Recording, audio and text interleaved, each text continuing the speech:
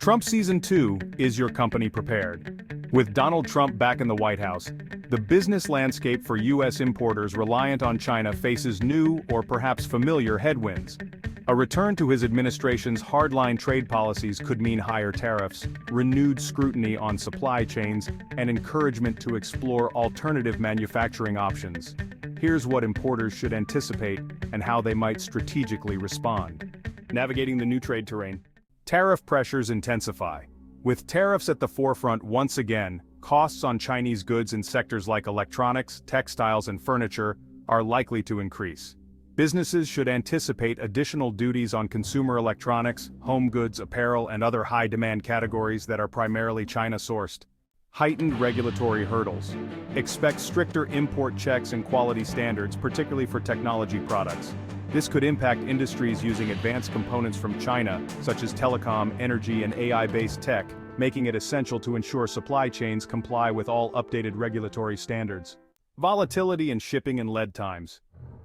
During Trump's previous term, U.S.-China trade policy shifts led to bottlenecks and significant lead time variability. Importers should prepare for similar disruptions in shipping schedules and anticipate sudden changes in policy that could impact inventory planning. Adapting with a China Plus One strategy. The uncertainty of tariffs and regulations strengthens the case for China Plus One, where companies retain their Chinese manufacturing bases but diversify into other regions as a buffer against policy shifts. Vietnam, for instance, has become an attractive manufacturing partner, especially in areas like textiles, footwear, and furniture. Vietnam's established production facilities, low labor costs, and favorable trade agreements like the RCEP make it a competitive choice. Considerations for importers. Textiles. Vietnam's textile industry is robust but still relies heavily on raw material imports. Companies may need to explore collaborative agreements with Vietnamese suppliers for smoother transitions. Footwear. Vietnam is now a dominant footwear manufacturer, especially for brands like Nike and Adidas. However, order minimums and access to smaller suppliers can be challenging for mid-sized importers. Furniture.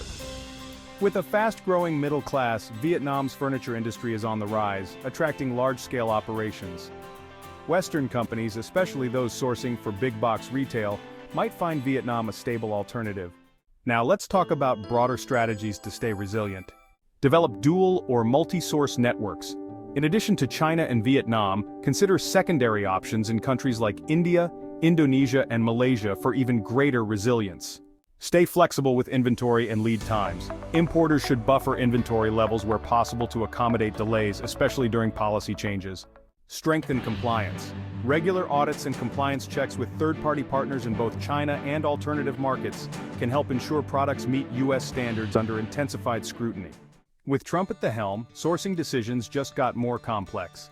The current landscape favors agility, diversified sourcing, and preemptive strategies to handle the volatility in U.S.-China trade.